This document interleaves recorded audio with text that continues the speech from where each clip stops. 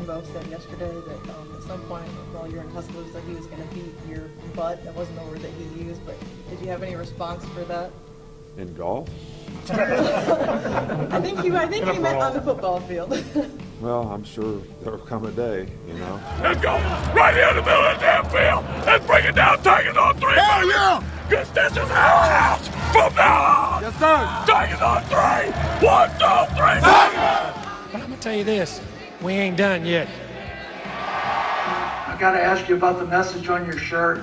My favorite holiday of the year, I guess, and so just someone gave me a shirt and Merry Christmas. They spelled it wrong, so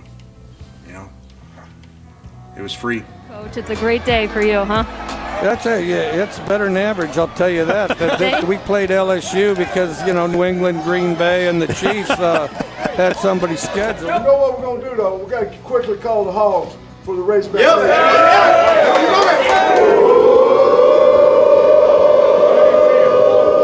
Big Toe!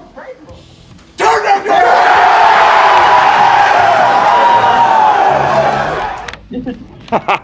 The fact you're dressed as Darth Vader, do you feel like you were somewhat of a villain in this fight? I mean, you charged out on the field pretty hard. I'm trying to get our players off the field, because I know we have a big game next week. All I want to do is fucking eat! I want you to eat! I want you to eat! I want you to want this shit! Do you want it? Do you want it? Show me! Oh, welcome in to the latest episode of that SEC podcast. I'm your host, Michael Breton. I go by SEC Mike on Twitter. And I'm joined as always by my cousin Shane, who goes by Big Orange Vols on Twitter. What are you up to, you big Tennessee homer? Hey, buddy, what's going on? Yeah, so, hey, just for a little transparency here, we're recording at least this part of the show before the Tennessee game, so we do not know how the Tennessee game ended. In just a second, we're going to cut to our live reaction of how that all went down. But how you feeling, Shane? Going? I just felt it would be great to get your reaction leading up to the game, and then tag it with your reaction right after the game. Well, I'm glad that you led in with that, because if we lose this damn game and they turn on, that makes Shane so damn happy. I'm pumped up right now. I think this is going to be an ass beating waiting to happen, and I'm looking forward to putting up some points and just, I don't know, just being fun for once, man. Tennessee ain't been fun in a long time, so that's what I'm looking forward to, and I hope that it's a positive reaction to the game, because like you said, we're going to jump on right after the game. We're going to do a quick recap and include it here. So here it is. All right, Shane, so we just watched the game, literally just got off the line watching that game, hopped on the call here. Tennessee wins it 38-6 over Bowling Green. Thank God for that, Shane. Otherwise, I don't think I would have got you on the line here. But instant reactions to the beginning of the Josh Heupel era. We're in trouble, Mike. We are in big trouble, man. I tell you what, when you see stats saying that Bowling Green, you look at the numbers. You look at a box score and you say 38-6, Tennessee whooped some ass. Well, I'm going to tell you right now, that team is awful. Some of the stats that were coming out, they were like 70% of this crew, was true freshmen or something like that. The center, I think he was working at the Shoney's last week. And they said, hey, they found out he could snap the ball, so they brought him down here to Neyland Stadium, and we could barely get through to him. So, I mean, we've got a long road ahead of us, Mike. I know this was a tune-up game. There's going to be a lot of people are going to be like, Shane, why are you so negative? I mean, if you watch the same game that I did, it was nonstop. Milton, oh, man, Milton's got an arm. Yeah, well, unfortunately, we didn't recruit enough 8-foot wide receivers, Mike. I'm wondering if Fulkerson could come down and do a little receiving for us, because that's what we're going to need to catch some of his long balls, So I'm trying to stay positive, Mike. I am, because we got a victory. I don't care if they're all ugly, but that's not the start I was expecting with the Heupel era. Yeah, Tyon Evans, the running back, at least he looks like the real deal again. It kind of goes back to what you're saying. How much can you take away from the fact they were playing Bowling Green, who I swear to God, the coach was running out the clock in the fourth quarter. He's down 30 points. I don't know what in the hell he's thinking other than, let's survive this and go into our conference slate here. So, I mean, even the coach wasn't playing to win. And No. I think you see some of the, there's so much, there was so much hype, and I'll admit I bought into some of it with Joe Milton, but it's a little bit more of what I saw from him at Michigan. A very talented guy, huge arm. He can run. He had several runs, two rushing touchdowns, but just very inconsistent. That certainly, you can hopefully he'll be more consistent as the season goes along. But hell, in our text threads, I've had ones with others. People are calling for Hendon Hooker. We're seeing people hitting us up on Twitter asking where Harrison Bailey. So maybe that's just natural to want to go to the backup, but. Joe Milton's not going to be some savior that some people, were hoping that he was going to be. You know what?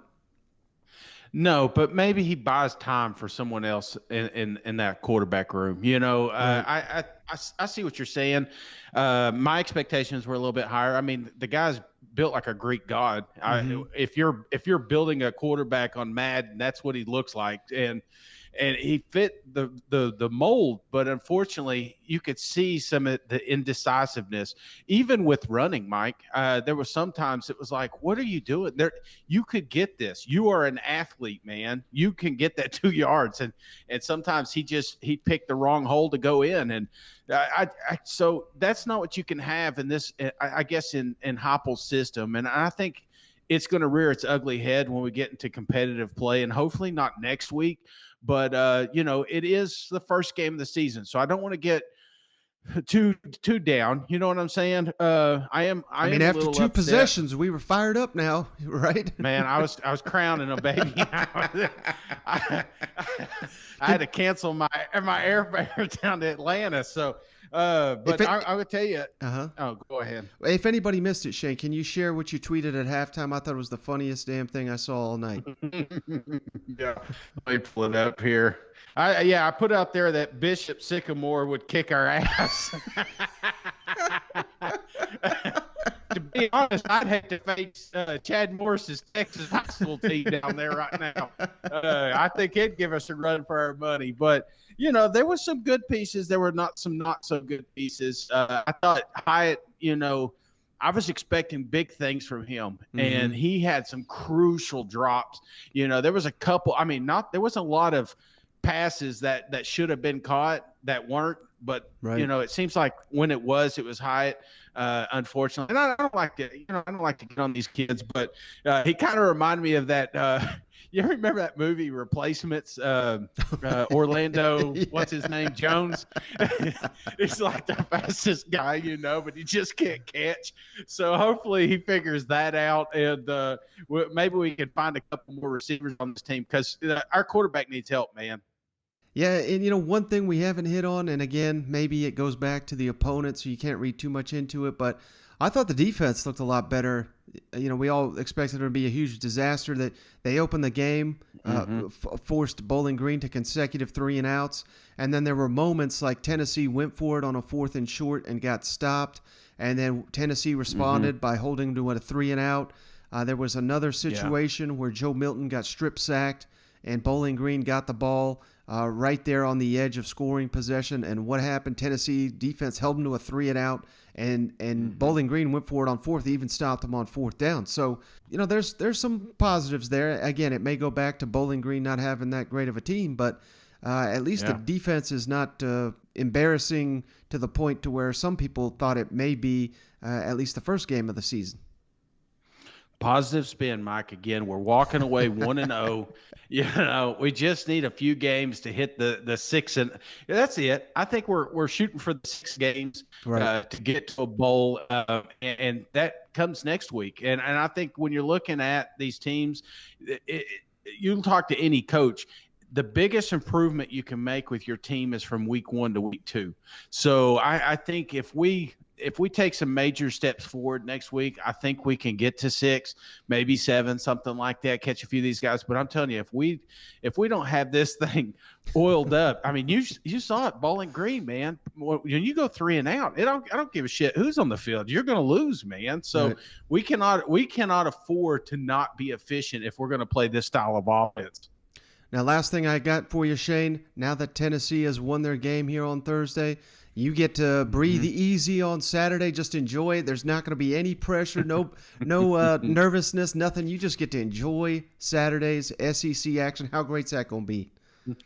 Well, as soon as we get past my lock of the week, I mean, I just got $100 right. All right, Shane, but hey, before we get to our picks for the rest of the week, got to mention the sponsor, Shane. Prize Picks. Head on over to prizepicks.com where you can download the app on your phone, or if you got a smartphone, of course, and put in that promo code SEC. They'll match your initial deposit bonus up to $100. And they're having a promo right now, Shane. If Georgia and Clemson, if there's a point scored, every single person that signs up using that promo code SEC gets a free $50 added to their account. So how can you beat it? You know what? Guys, come on, man. It's free money if they score a point. I think that's going to happen. So, yes, sign me up. Imagine if they had 26 overtimes and there was not a score. They're just like, to hell with this. You know, how much hell we'd get, you know? It starts raining, and then it's like, oh, we're just going to have to finish tomorrow. I don't know how that plays. Just kidding. That's not going to happen. It's free $50. Get on there. All right, one other thing, Shane, before we hit to our picks for the first week of the SEC weekend, we got our buddy Brett Cianca reached out to Pick 6 Previews, one of our favorites in the college football media, to break down some of these games and really share insight that Shane and I don't have on the teams outside of the SEC. So let's kick it over to our interview with Brett Cianca. All right, we're pleased to once again be joined by friend of the show, Brett Cianca, Pick 6 Previews, literally the best out there when you're talking preview magazines. Brett, I really appreciate you. Yeah, thanks for having me on, Mike. And, you're catching me on a great time. It's we're recording here Thursday, opening night in college football. You know, I feel like a little kid on Christmas Eve with all these great games coming up, a full season finally after a rocky 2020 and a heck of an off season. So I've been working on this season for about 8 months now, and I just can't wait to kick it off and break it down on the show here. Yeah, you sound like Cousin Shane. He's probably a couple beers deep, and we're about 7 hours from kickoff here on Rocky Top. So I do appreciate you carving out this time. And before we get rolling here, of course, you have a promo here for your preview book for the listeners. Why don't you share that? Yeah, absolutely. Thanks. So this is my 10th annual season preview book. Those first 9 seasons, I was graded the most accurate Power 5 in the country compared to all the ones you see on newsstands and online. And this is a digital download. It's all 65 Power 5 teams, and it's a one-man show. So it's a mix of my numbers, my graphics, and then my calls with coordinators and coaches and breaking it all down for you. So, and I know we're kind of late in the preview book cycle, so I have a nice discount code there for anyone interested. It's SEC, simple enough. Just type SEC in there at checkout for a nice discount, and a couple sample pages up there and testimonials as well. So I appreciate that. Yeah, and it's a perfect time to buy the book and get a preview of the season if maybe the season snuck up on you like it did a lot of us. But, of course, I have Brett on the show to talk about the 4 Power 5 conference matchups we've got this weekend in the SEC, provide some insight on some of these non-conference teams. But I got to ask you, Brett, before we get to those 4 matchups, anything else that you'll be having your eye on this weekend in the SEC? You know, there's so many coaching turnovers and transfer quarterbacks coming into the league. Anything that you're maybe more interested in than just about anything else with the teams that are not in one of these 4 showcase games? Oh, for sure. I mean, I could go on and on about this topic. I can't wait to see all of them in action, really. First, speaking to quarterbacks, I want to see Haynes King at Texas A&M. I think that they have a strong defense returning and so much firepower at the skill positions, all-American caliber at the skill positions. So really, I think they're a quarterback away from contending for the SEC and potentially even the playoffs. So I want to see the first look at Haynes King, this dual threat, taking over at A&M. Additionally, a quarterback down in South Carolina with the grad transfer, grad assistant, GA, taking over at quarterback. That's quite a story. I want to see how that new look offense looks under Shane Beamer. Another new look offense with Kentucky. If they can get anything out of their pass game, I know it'll be early on in the season, but I want to see what that new offense looks like. I'm sure they're going to retain that power run identity. That great offensive line is back, but can we get anything out of the pass game? Because I think if you can mix in some passing, that makes them a top 25 caliber team.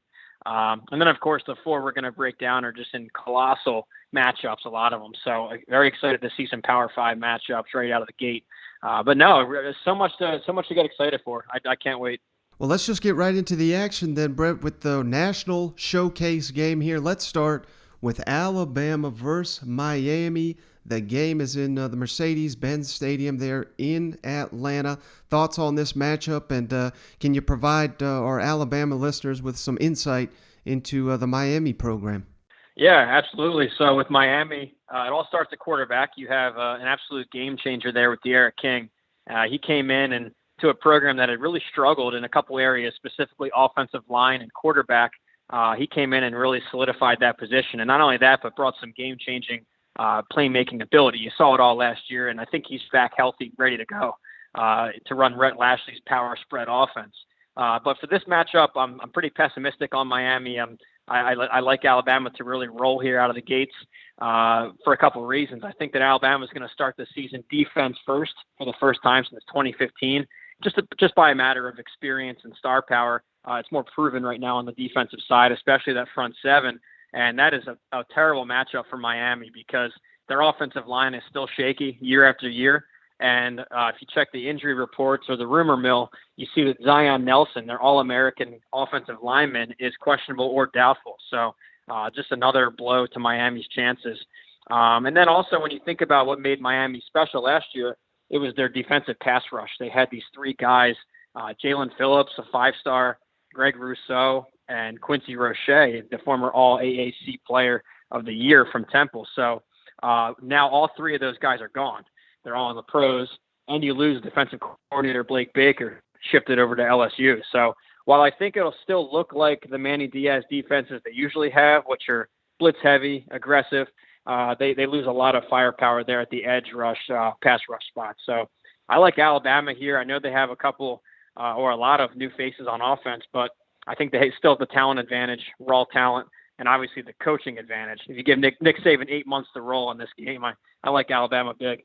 All right, now here's one that I'll really have my eye on. I cannot wait to see the LSU Tigers take the field for the first time. They're on the road in the Rose Bowl against UCLA. Of course, UCLA played last week against Hawaii, and that running attack looked pretty good. What can you tell us about Chip Kelly's latest UCLA team? Yeah, so this is the fourth year for Chip Kelly at UCLA, and it's definitely his fourth best team. Or I'm sorry, the best team in 4 years. Mm-hmm. A couple of issues have plagued them the first 3 years under Chip Kelly. It was quarterback play. Dorian Thompson-Robinson was turning the ball over a lot, taking bad sacks, and they had bad penalties.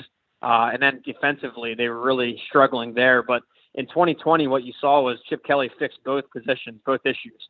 First with DTR, the quarterback, he cut down those turnovers. His touchdown to pick ratio went up. And really took care of the ball better. So you started to see improvement there at quarterback, and defensively he made a great hire bringing in Brian Norwood from Navy. And really they turned their defense around. And of course we got a first glance at them this year. Last Saturday in the week 0 opener against Hawaii, they played a complete game, all three phases of the game. They blocked a punt for a touchdown. Zach Charbonnet, the Michigan running back transfer, went for 3 touchdowns, and he looked sharp. So they look good. They did what they were supposed to do against an inferior opponent, but I really think LSU comes in there and rolls. And as far as home field advantage, I know that was kind of non-existent in 2020. Mm-hmm. It's still non-existent in UCLA. If you watched them last Saturday, it was their lowest attendance in 20 or 30 years since 1992. I think they had 30,000 officially. I don't know, unofficially that number looked pretty high. It was empty in the Rose Bowl. So I imagine it's going to be a lot of purple and gold, and going to feel like Baton Rouge West out there. So I like LSU at every position group to have the advantage. Now, it looks like we're going to have some fireworks here again in Atlanta come Monday evening with Ole Miss and Louisville closing the week here in the SEC. What can you tell us about this matchup and Scott Satterfield's latest team? Yeah, so Louisville, what they bring under Scott Satterfield, it's a very balanced attack. They're one of the few, I think one of only 4 programs out there that average 200-plus yards passing and 200 yards plus rushing per game in both his years, 19 and 20. So a very balanced attack.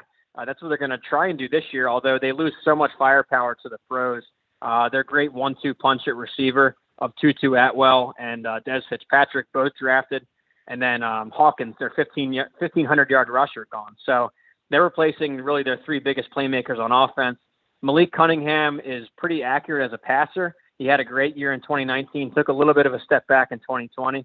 But I think that he's still a solid quarterback. It's just a matter of who's he going to get the ball to. But really a glaring issue for Louisville is their offensive line.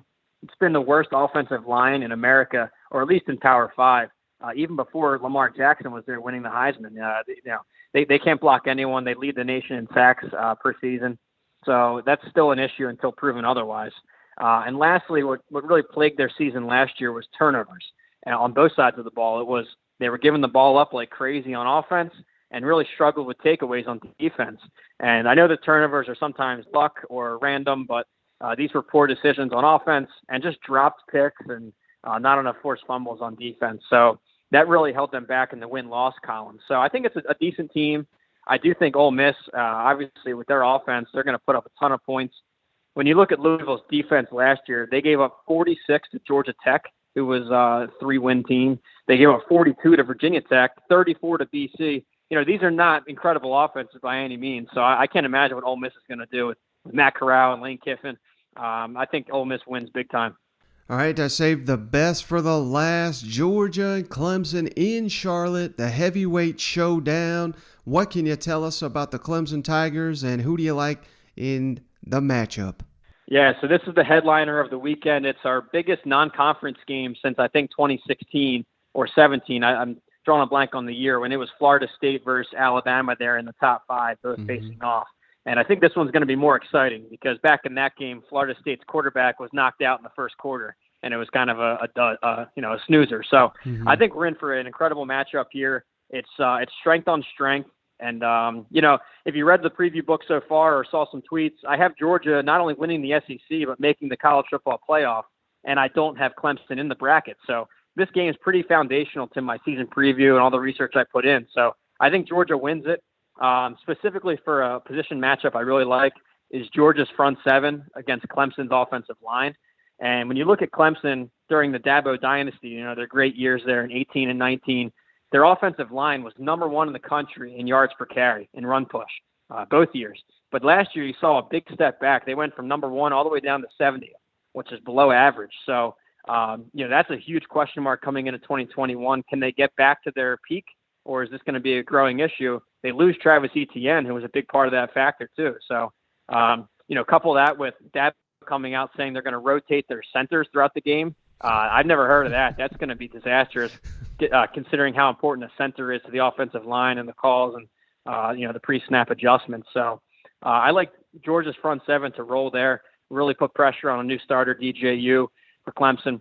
And I have Georgia winning a tight one. I have them winning by 3. I know that the Vegas spread is they're underdog by 3, so I have them winning straight out. Well, we certainly do appreciate that bet. 4-0, it sounds like, for the SEC and these marquee matchups. So, man, what insight and information you can provide. And I kind of joke, but it's not really a joke. Shane and I, we don't know anything about these teams. So we really do appreciate the insight that you can provide on these non-conference opponents, because we're just so excited for the season opener. People are going to eat this up. Can you tell us one more time, Brett, before we let you go, where fans can find your Pick 6 Previews magazine?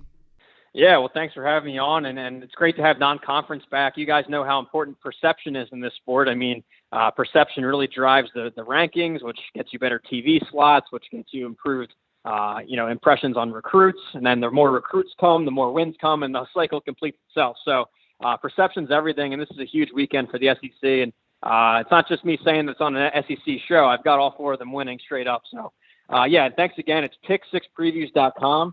And on there, you can see a couple sample teams. Use discount code SEC if interested. And on Twitter, at pick6previews, all spelled out. All right, Brett, I really, really do appreciate it. Have a great start to the season, and I look forward to having you back on the show soon. Yeah, enjoy, guys. It's been a long time coming, so enjoy this one. All right, Shane, so great interview there from Brett, as always, previewing the big matchups here this weekend in the SEC. But are you ready to make our official picks for Week 1 action? Mike, I was born ready. Let's do it. All right, Shane. So the one game I don't have a line on. I did remember I said I saw it on DraftKings, whatever. It was like a 40-point margin here. But Eastern Illinois at South Carolina. That, like I said, there's no line listed here at FanDuel, which is an official sponsor of the show. So just maybe something you'll be looking forward to for the Gamecocks. What's one thing you'll have your eye on in that matchup? Marshawn. I mean, it's the guy I've been counting him up for a few years now. Now we're going to finally get to see him in action. He is RB1. With the injuries and everything that they're having to deal with, I expect him to lead hard on the running game, and that leads with, I think, one of the best running backs in the conference that nobody's heard of. So that's the one thing I'm looking forward to. What about you? Yeah, I think a lot of people naturally are going to mention Zeb Nolan, the quarterback, but you already hit on the running back. So I'll say the receivers, because that's a unit that we really need to step up, and I'm not really sure what the Gamecocks got at that position. Eastern Illinois should be an opponent that they handle easily. And one little bonus, I mean, there's no doubt that this is going to be the strength of the defense, but I want to see this defensive line with so many studs, a couple 5-stars on that a defensive line for the Gamecocks. This is a game where you don't need those guys to dominate, but I think they got to. I mean, it's when you're playing Eastern Illinois, just throw these guys around like the rag dolls they will be in front of Jordan Birch and company. And I really want to see that defensive line for the Gamecocks dominate to get some momentum heading into the season. Yeah, don't be a game. Don't be the team everybody's talking about in the third quarter. Like, oh my God, Illinois is still hanging in this thing. Just be a blowout, and that's what you got with the talent. I mean, just the 2 different talents on these rosters should not be close at all. You got a score prediction for this one, Shane? South Carolina, Eastern Illinois. Yeah, I do. I think it's going to be a little bit lower, but I still think it's a domination game. I'm going to go 38 South Carolina, Eastern Illinois 3. Ooh, I'm going almost similar, a little bit different.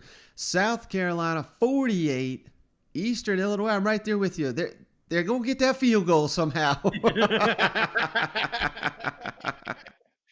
All right, Shay, the only noon Eastern time, 11 o'clock Central kickoff that we got in the SEC this weekend. Louisiana Monroe at Kentucky. The Wildcats favored by 30.5 points. Over-unders at 53.5. Who do you like in this matchup?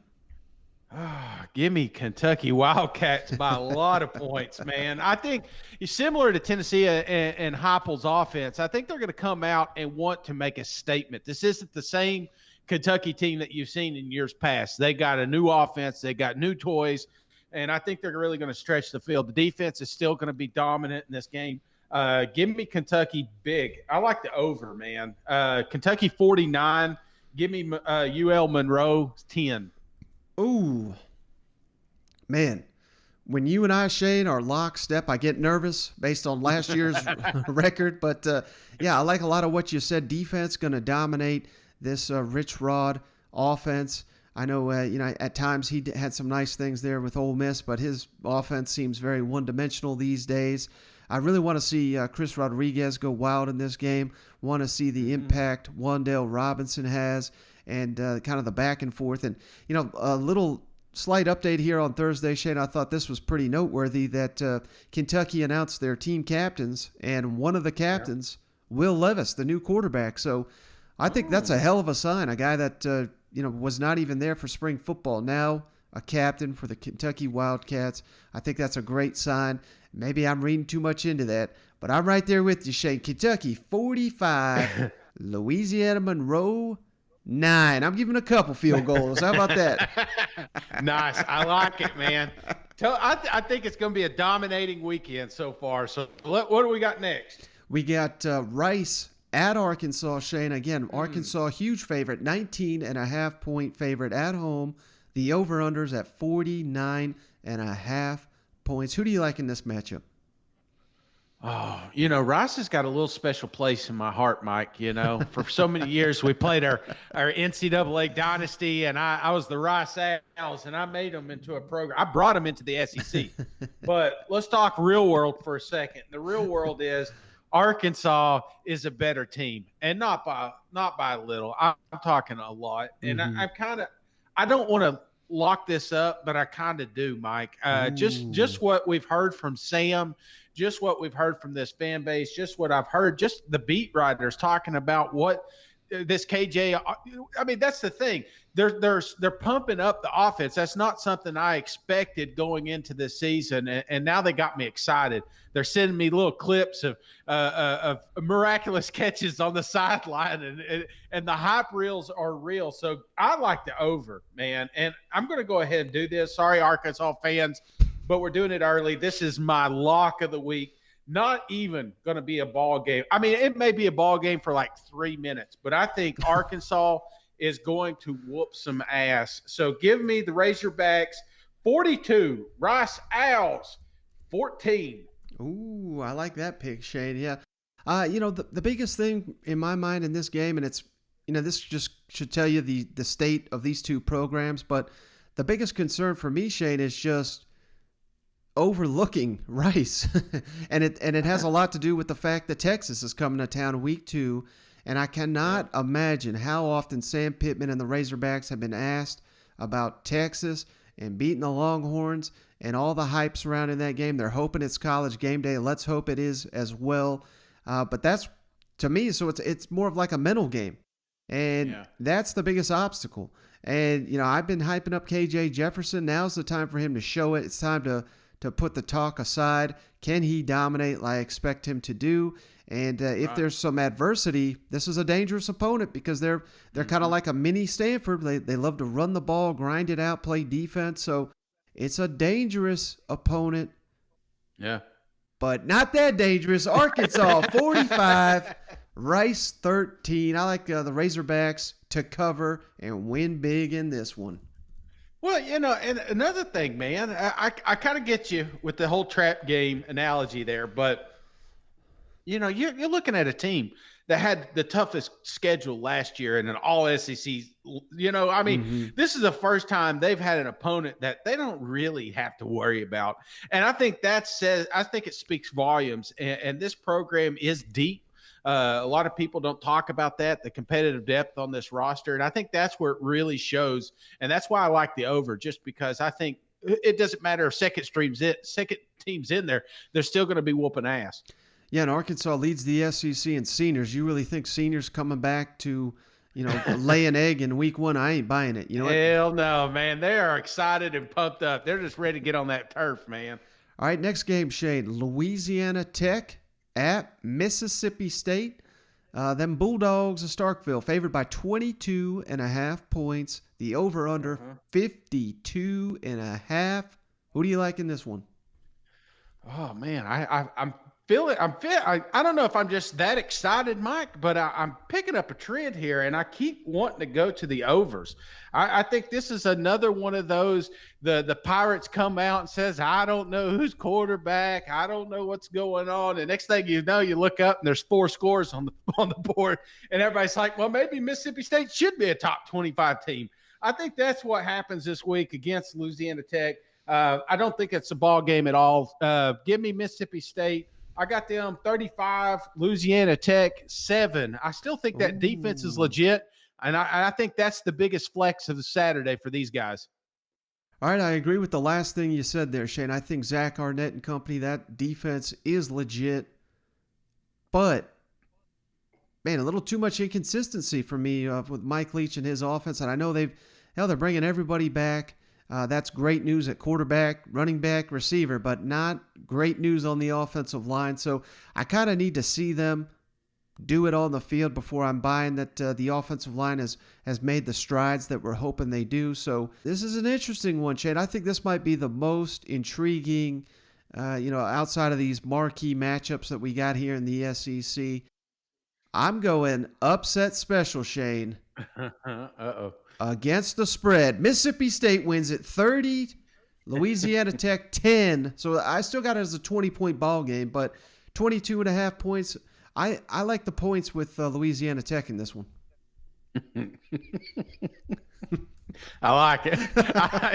You're stunned. I stunned you. Yeah, we're in mid-season form already. All right, next game on the docket, Shane. Central Michigan at Missouri.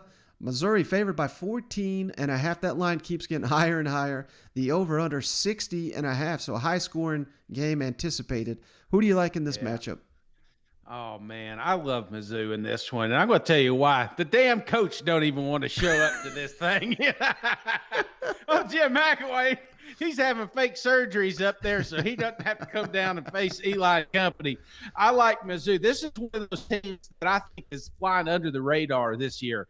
And they're talented, man. They got a talented roster. They got a returning quarterback. I think that's huge and not talked about near enough. I know he doesn't get the respect, but I think he'll start getting it after games like this. Mizzou is going to put up a lot of points. I think the defense is better than people are giving them credit for, and I don't think this is a ball game at all. So you can already sense it. Another over. I'm going Mizzou 42, Central Michigan 14. I can't get off that little mark. It just seems so right. But I don't think this is a ball game at all. Don't be surprised if Central Michigan doesn't get those last two scores in the fourth quarter. Uh-oh, Shane. Upset special here. The SEC's going to continue to roll. I love everything you just said. Missouri fans think I hate their program. Do not hate you. Jim McElwain, you're going to get your ass steamrolled this weekend if you even show up, which it does not look like you do. Biggest thing on my mind, I just want to see how the Steve Wilkes defense performs in their first test of the season. And hell, to call this a test is not fair, but first matchup of the season, I guess I should say. But I really want to see who emerges there for receiver for Missouri with Mookie Cooper and Macklin. Macklin's officially out. Mookie Cooper, I think, may not play in this game, so that could hurt Missouri, but not enough to affect the outcome in this one. I like Missouri, similar to you, 38, Central Michigan 14. So I like the Tigers to cover in this one.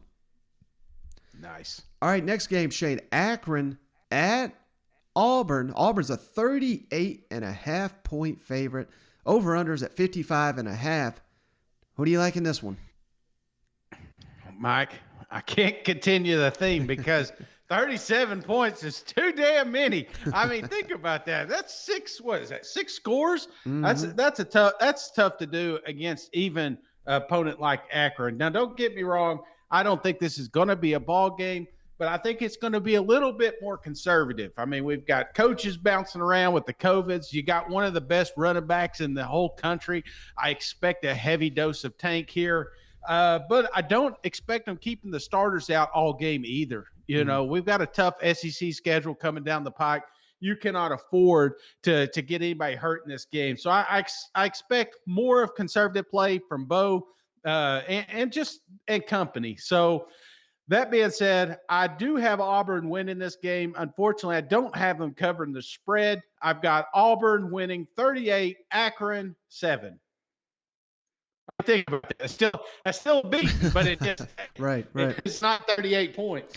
Yeah, you make a lot of interesting points, Shane, because like we all are circling this week 3 game up there at Penn State. Auburn's got to find out what they have in a lot of guys at a lot of positions: receiver, offensive line.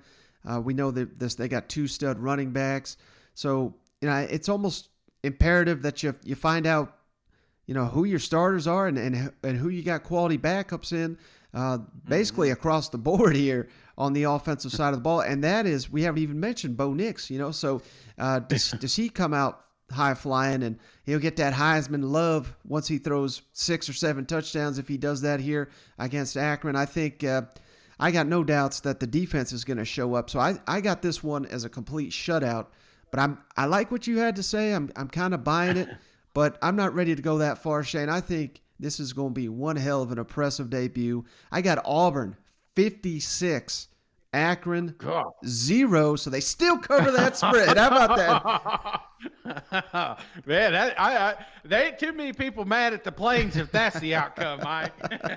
They may keep coaching COVID protocol after that one. All right, next, Shane, let's jump it on down to the Swamp, where we got FAU at Florida. The Gators favored by 23.5 points with an over-under at 52.5. I don't think we've talked enough about Florida this year. There's been so many storylines coming out of the SEC that sometimes I think we overlook one of the best teams in the country, and that's the Florida Gators. Yeah, you heard it with Dan earlier in the week, just talking about getting the fan support going, just getting everybody pumped up. FAU's not a pushover, but they will be this Saturday, Mike, at 7:30 in the Swamp. That's a tough team to pull right there. So I don't get me wrong, I've got a soft spot with FAU. I've liked them for many years, but I think the Florida Gators, they got something to prove. They want to show that they are the East champs. I think that's what it's easy to talk about the Georgia storylines. Is Alabama going to repeat? Is all of this stuff going on? Nobody's talking about Dan Mullen and the Gators, and I think they will be after this FAU game, because it's going to be an instant reminder that they are legit and they are loaded with talent. I like the over here. I don't think this is ever a game. Florida Gators 42, FAU 17. Ooh. Yeah, Lane Kiffin ain't on that sideline anymore down there at FAU. No. I can tell you that. And instead they got Mr. Backpack Willie Taggart. So, and I think this will be a showcase game, Shane. All the hype around Emory Jones from Dan Mullen all off season. This is the time to prove it, because we got a real test here coming in a couple weeks with Alabama. So let's see if Emory Jones can live up to the hype. And hell, even if he doesn't, or if he has a huge performance, they got a backup that's ready to come in there and shine. So even if you go to the backup unit, you're still expecting points. You still expect that spread to hold. And hey, I keep saying it. People mock me, but I think Todd Grantham, I think his defense will be one of the more improved units in the SEC. Lock of the week, Shane. Florida Gators 42, FAU 10. I think the Gators roll this week. All right, next game on the docket here, Shane. Texas A&M hosting Kent State. Aggies favored by 28.5, over under at 68. Who do you like here? Oh, Mike, this is the year, ain't it? I mean, you got your coach getting an extension. You just got the hype coming out that they're going to be the team to win the West. You think about last year, Mike, they didn't make the college football playoffs, in my opinion, because they didn't have enough signature wins. They didn't have enough victories that were just total domination, where you said, man, Texas A&M is a top 4 team. I don't think they make the same mistake this year, Mike. And I think you do that by coming out here and kicking Kent State's ass. It's not even going to be a ball game. Kent State be lucky to get across the 50-yard line with these boys. I got Texas A&M winning it, and winning it easy. 49, Kent State 0. Give me the over big time. This is the one. I wanted to lock this one just because I think they showcase, but I don't know. I just got a soft spot with Arkansas. I think they owe me one. Yeah, and of course, Texas A&M had a hell of a home field advantage with about 25% of the stadium full. So, Lord knows how rowdy that crowd's going to be at 100% capacity here on Saturday. Yeah. It's going to be hot. It's going to be muggy, and it will not be friendly to old Kent State. I like what you had to say there. I'm fascinated to see what Haynes King does at quarterback. I really want to see what this offensive line looks like and all the weapons around it. I'm right there with you, buddy. I think with the talk of making a statement here, week 1, Texas A&M is going to roll. I don't have it quite as high as you. I do have Aggies 48, Kent State 16, because I think we're going to rest our starters here in the second half. But either way, Aggies win big, and Aggies cover that spread. Yeah, they ain't got Saban up there coaching. All right, now we're getting into the big one, Shane, here. LSU on the road at UCLA in the Rose Bowl. LSU Tigers favored by 3, and the over-under 65.5 points. Who do you like in this matchup? Well, Mike, there's not an SEC team I don't like this week. I'm just going to tell you right now.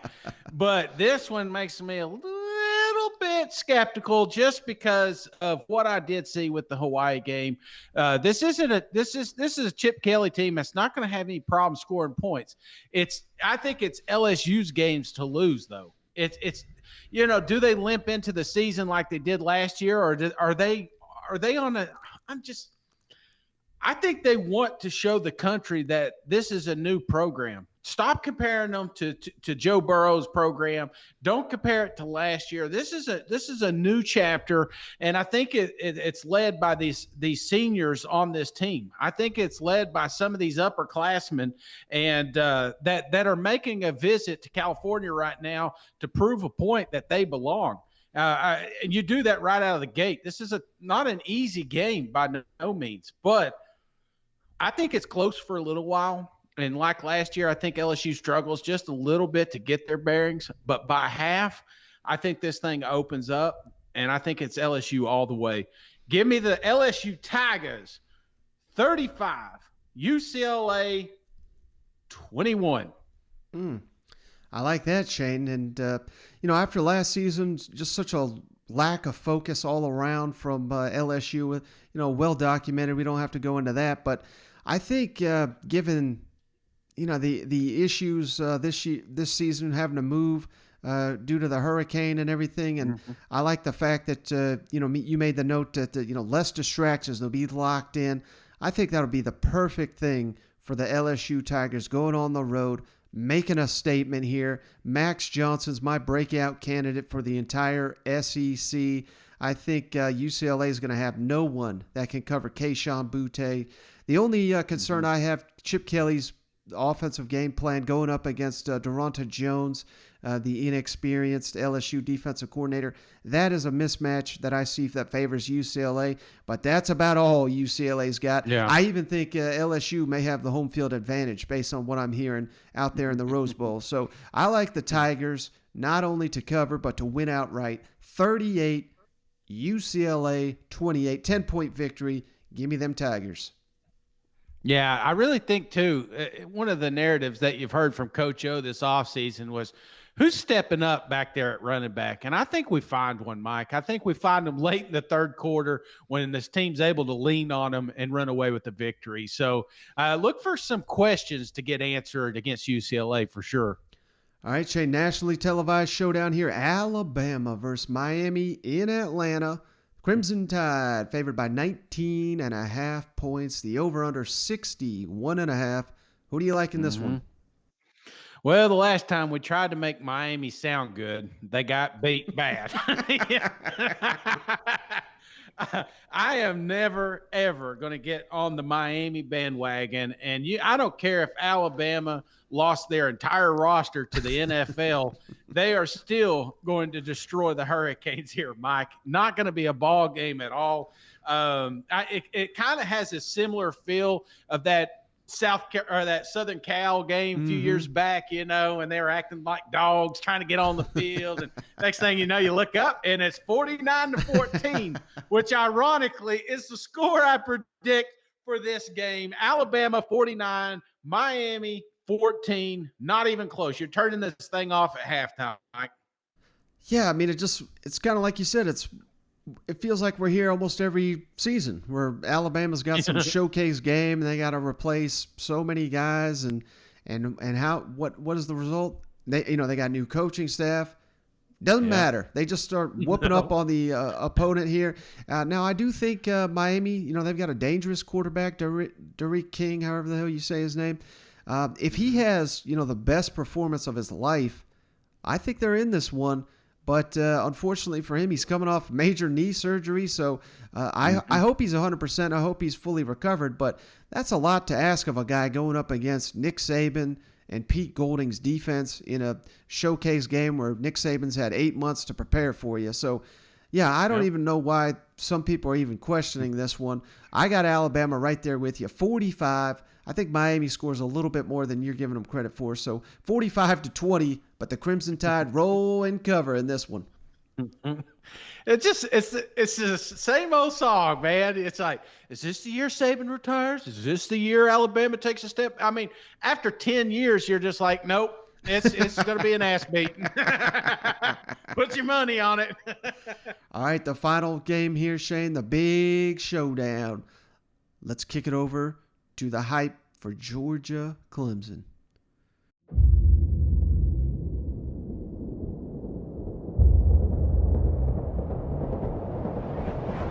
September 4th. A lot of people circled September 4th. You? Us? Everyone. Huge start for both of these teams. Georgia is a contender. Be smart said, no, I want to be on a national stage. Charlotte, North Carolina. The epicenter of the college football universe for one night. One night with glory and pride on the line. One night to set the standard we created. So what can we rely on right now? History? And Butler kicked the long one. He will score. Yes, he can. Leadership? We want to treat every game like the same. Let week one be week one.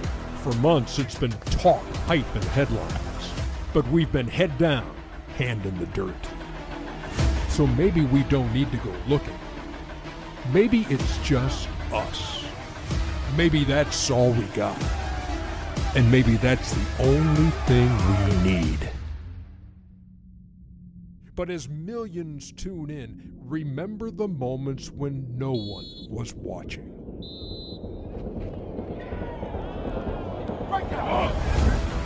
Coast to coast, it's eyes on us. Our reintroduction to the world. When that whistle blows on Saturday in Charlotte, we'll be ready. We rise with confidence, not complacency.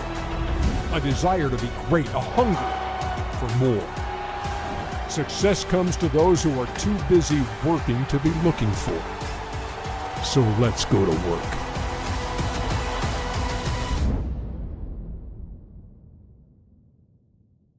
All right, Shane, the big showdown here in Charlotte, Georgia, Clemson. Who you got in this matchup?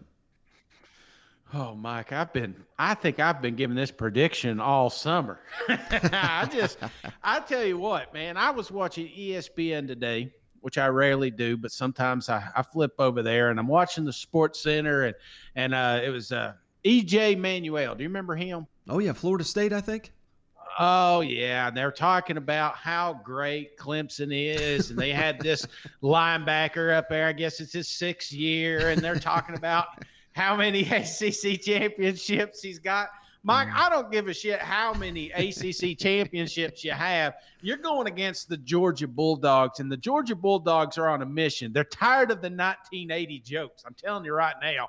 The fan base wants a national championship. You got Kirby Smart out here on radio telling them we're going to win a national championship. It starts by beating a national championship contending team in the Clemson Tigers. I'm telling you, a lot of people aren't giving old Sunshine the credit last year. I'm telling you, that quarterback was something special, and we're going to be watching Jacksonville for years saying, man, you know, Clemson had something there. Well, he's not there now. Well, I'm telling you right now, Mike, these guys are hanging out in North Carolina, and they are on a mission. And that mission is to destroy the all-time ACC champ team in the Clemson Tigers. I've got Georgia winning this game, Mike. 35. Clemson, 21. Give it to me, dogs. Yeah, and I just cannot believe how many people going into this matchup, they're just making it about, Georgia's got receivers that are out. Georgia's got this tight end out. Well, last time I checked, Shane, you know who's not out? JT Daniels. And when he was in the lineup, Georgia had arguably, I remember how mad you were with that Georgia-Kentucky game last year because you had money on it. Oh, yeah. And, Georgia had arguably, the worst passing offense in the SEC, if not the country there for a little while. Insert JT Daniels. They jumped into I believe in the top 15 of passing efficiency. And that was a guy that hadn't played in a year, working with receivers he never worked with before. That was a big issue. Who's going to step up?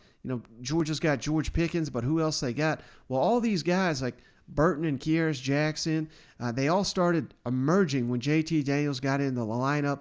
Now they've had an entire off season to showcase what they can do and work that chemistry.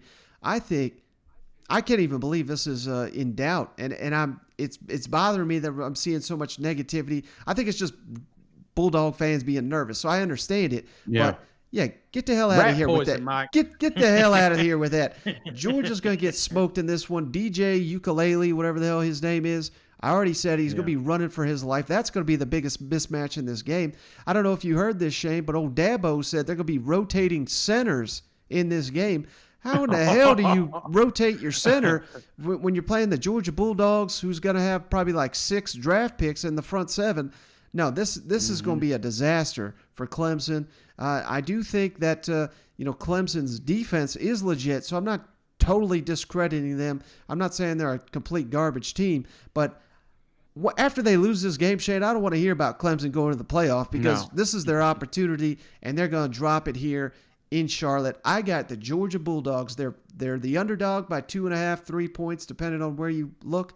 I got the Bulldogs outright by a touchdown. Georgia 27, Clemson 20, and one of my favorite bets of the week, the under in this game with the 50.5 over under. I got the Georgia Bulldogs, and hey, we both got a sweep here of the SEC. We may be biased, but we're going to be accurate too. You know what? That's right, man. I think you hit the nail on the head. And that's the thing. Clemson has sold themselves that they are just a continual dominant. They are a mini Alabama that, like Saban, Dabo's just going to sit up there and keep winning championships. It's what Nick Saban has done in Tuscaloosa will never be repeated. I don't think so in our lifetimes. And for sure, it ain't happening. All right, Shane, so let's wrap this bad boy up. All this action here on Saturday, I cannot wait for it. I really appreciate you hopping on the line. I really appreciate all the listeners tuning in. And we'll catch you on the next one. And hopefully when you next see us, Shane's not blubbering like a baby. See you guys. Go Vols.